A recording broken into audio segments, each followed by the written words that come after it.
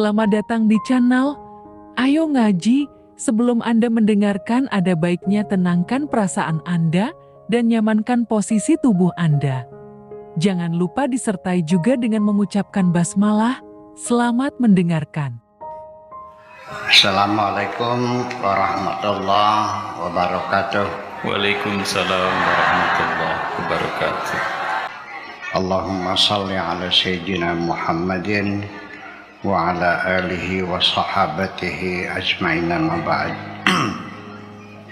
Kita lanjutkan pada poin 207. Kita mulai. Bismillahirrahmanirrahim. Qadali, Tuhanku berkata kepadaku,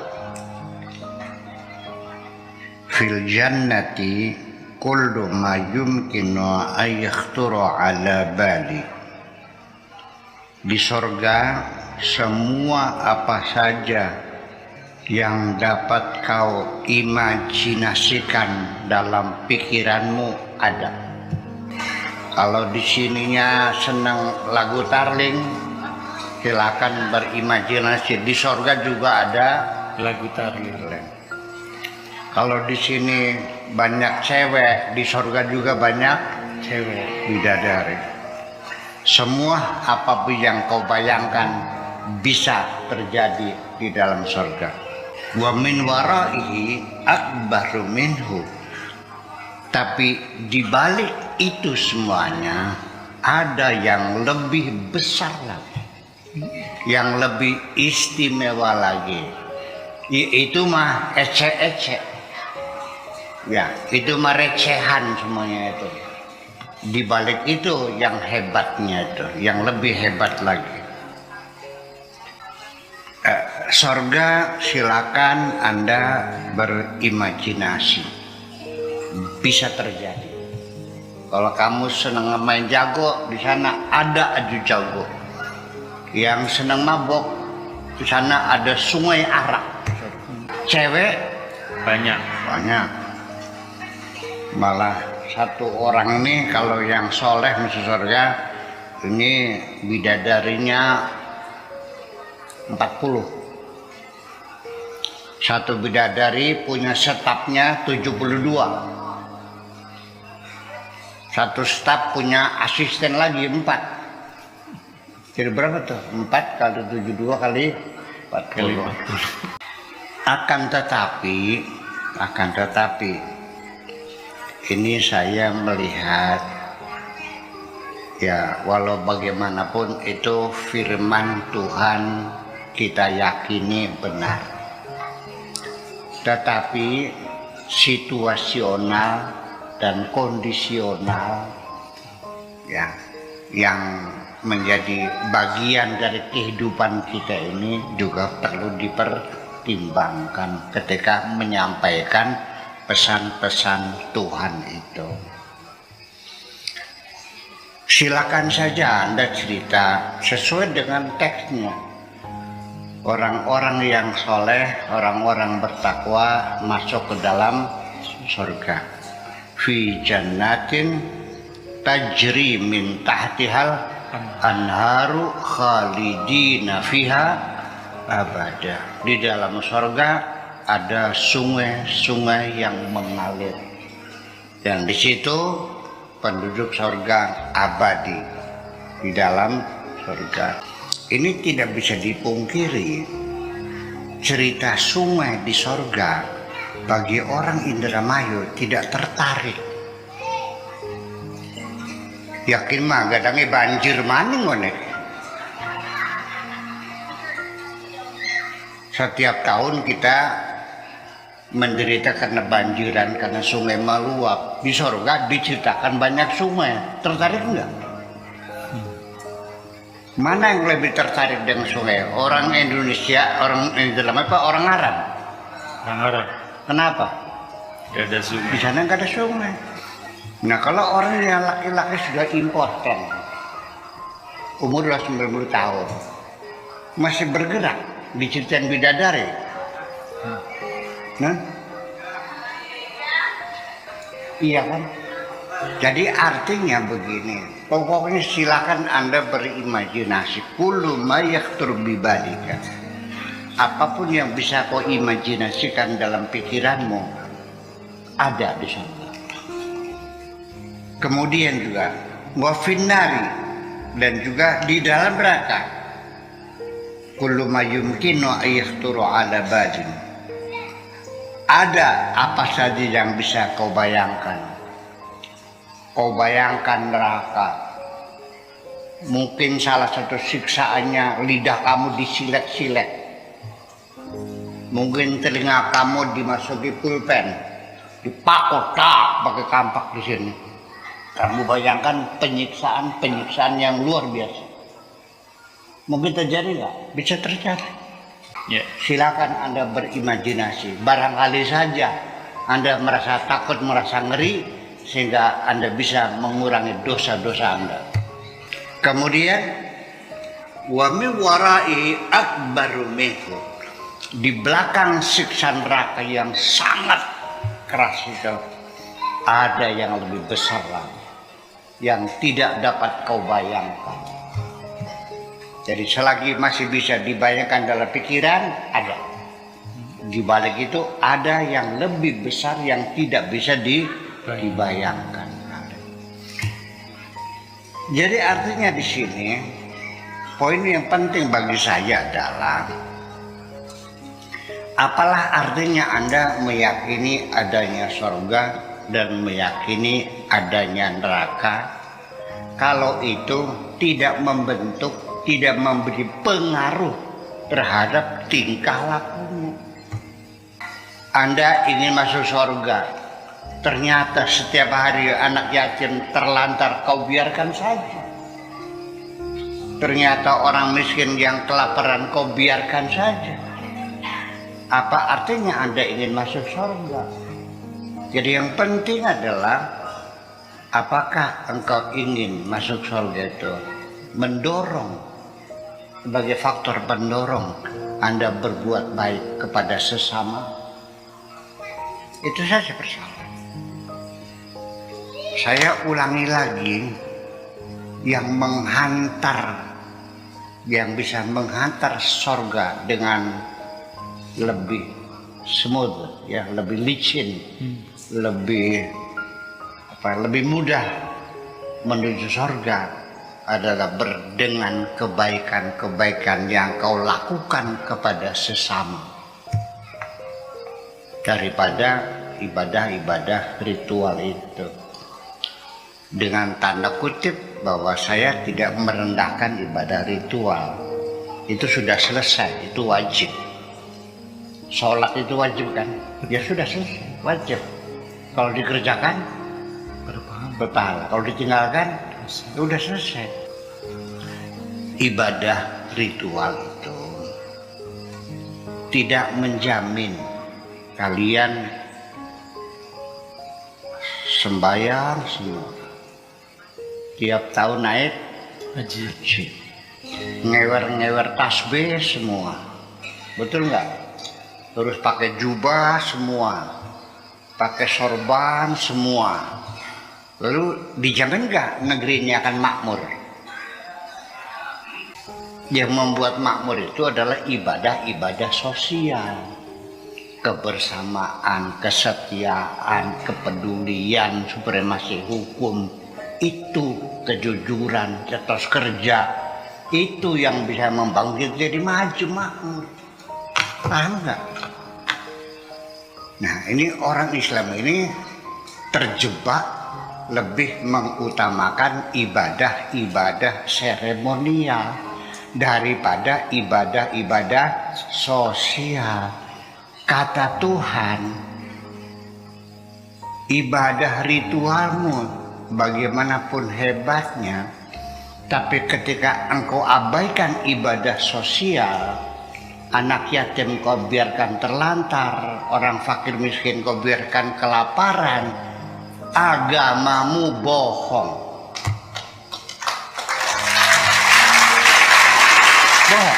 Bohong, bukanlah saya. Siapa yang ngomong? Allah. Tuhan yang ngomong.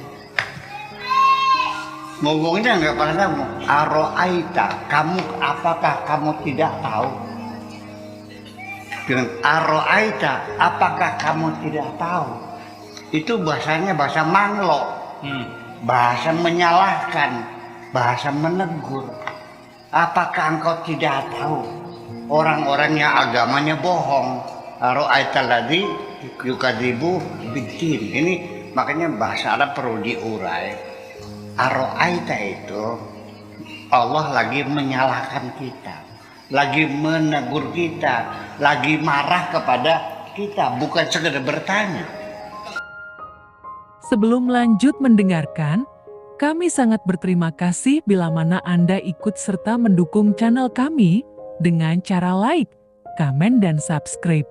Terima kasih dan selamat mendengarkan kembali. Ini perlu diketahui. Seperti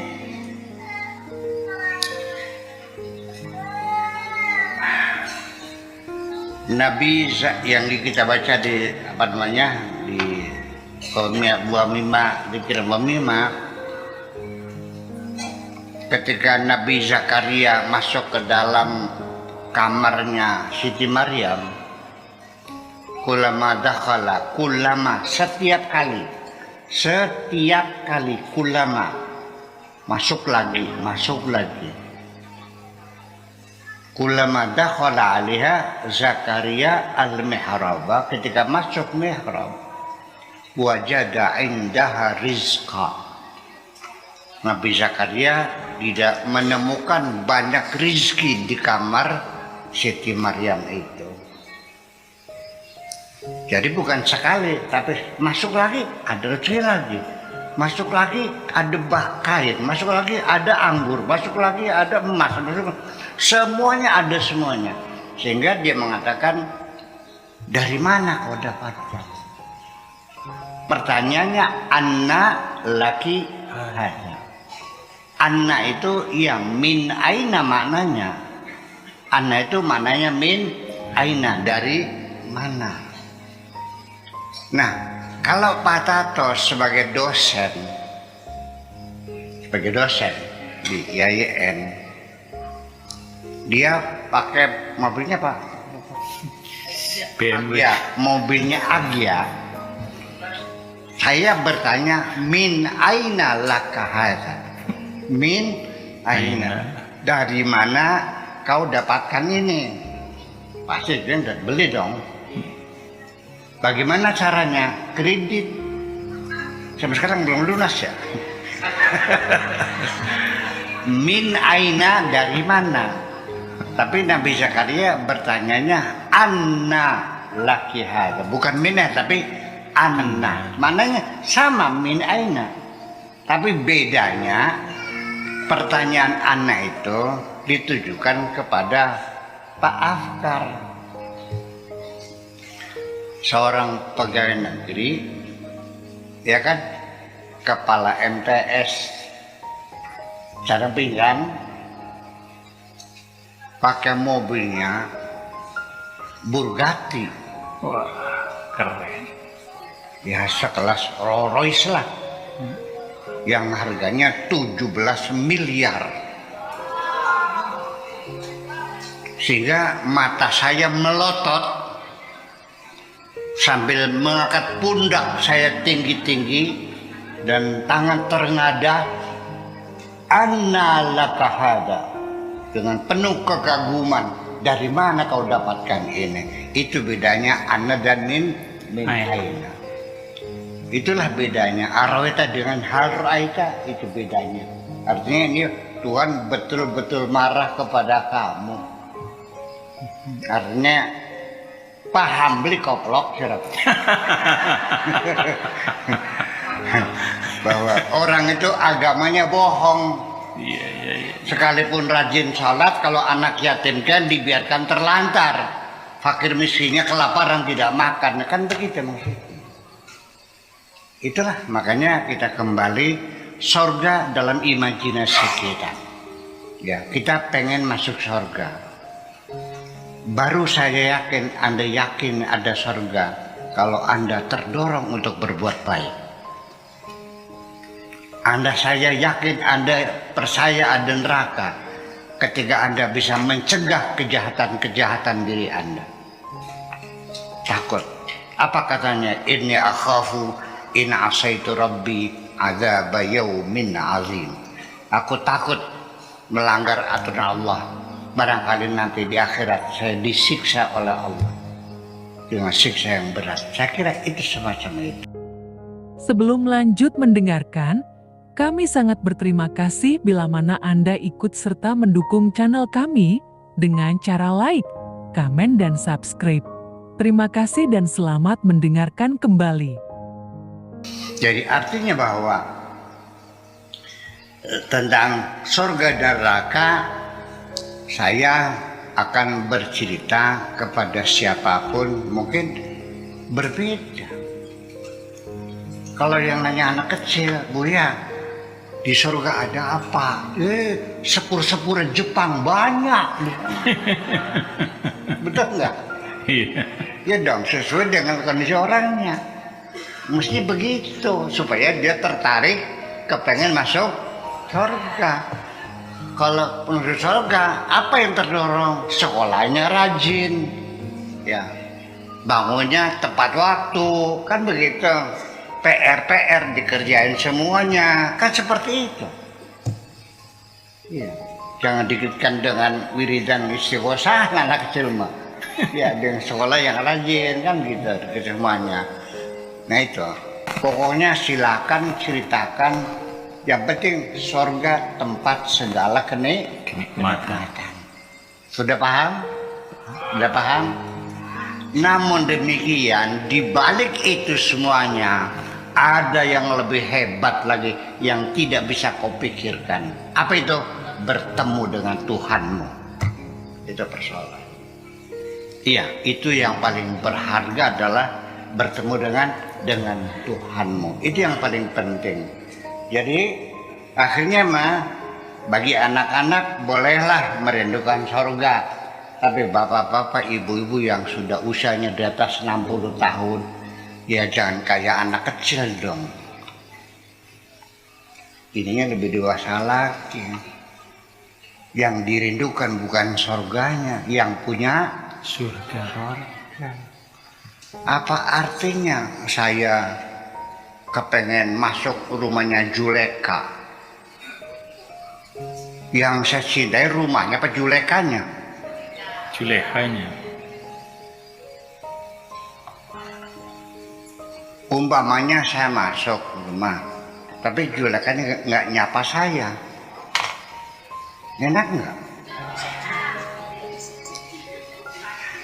Ya ini yang jadi persoalan. Kamu pengen ketemu Allah apa pengen masuk surga? Kalau masuk surga tidak ketemu Allah, Anda akan kecewa kok. Ya, mari kita lanjutkan lagi. Akhirnya yang penting adalah ketemu dengan Allah. Ana min wara'in na'im. Aku yang ada di belakang kenikmatan-kenikmatan yang kau bayangkan dalam pikiranmu. Walau arafani na'im lan qata'ani tan'im. Kenikmatan-kenikmatan surga dengan air yang mengalirnya, dengan sungai susunya, dengan bidadarinya, dengan istananya, dengan segala kenikmatannya. Ya. Kalau andaikan kenikmatan itu kenal aku, lan qata'ani tan'im, maka kenikmatan itu tidak akan bisa memberikan kesenangan kepada kamu di sini. Hilang semuanya. Itu. Wa man arafa ni'mata ru'yati, barang siapa yang telah mengetahui nikmatnya melihat aku, wa hadrati, dan nikmatnya bisa duduk di hadapanku, yandamu ala ma'adha'a min waqtin, dia akan merasa kecewa karena sudah banyak buang-buang waktu semua yang tidak ada gunanya. Lidzalika ladza ilal jannati, ya, karena kamu mencari kelezatan sorga, kamu ujungnya kecewa. Ya, al-hisiyah yang sifatnya fisik, wa yahzunu ala ma fatahu min tatalwa ila wajhi, dan engkau akan bersedih hati ya karena kamu tidak punya kesempatan untuk bisa menatap wajahku. Saya datang ke sini bukan untuk melihat rumahmu wahai kekasihku, tapi ingin menemui, ingin menatap wajahmu. Andaikan engkau mengajak bertemu di bawah jembatan, oke, aku siap di bawah jembatan. Yang penting asal bertemu dengan. Rabi' al-Adawiyah mengatakan, andaikan yang penting adalah aku bisa bertemu dengan Tuhanku. Andaikan aku bisa bertemu di neraka, maka aku akan memilih masuk neraka. Yang penting bisa bertemu dengan Tuhan. Anda telah mendengarkan hingga selesai. Semoga video ini bermanfaat untuk Anda. Semoga kita selalu berusaha untuk bisa bertaubat kepada Tuhan dan selalu dalam ampunan Allah Azza wa Jalla. Terima kasih. Bagaimana caranya kira-kira selesai bulan puasa, semangat ibadah kita dua kali kita hati kita menjadi pada fase berapa nih? Kepedulian sosial terus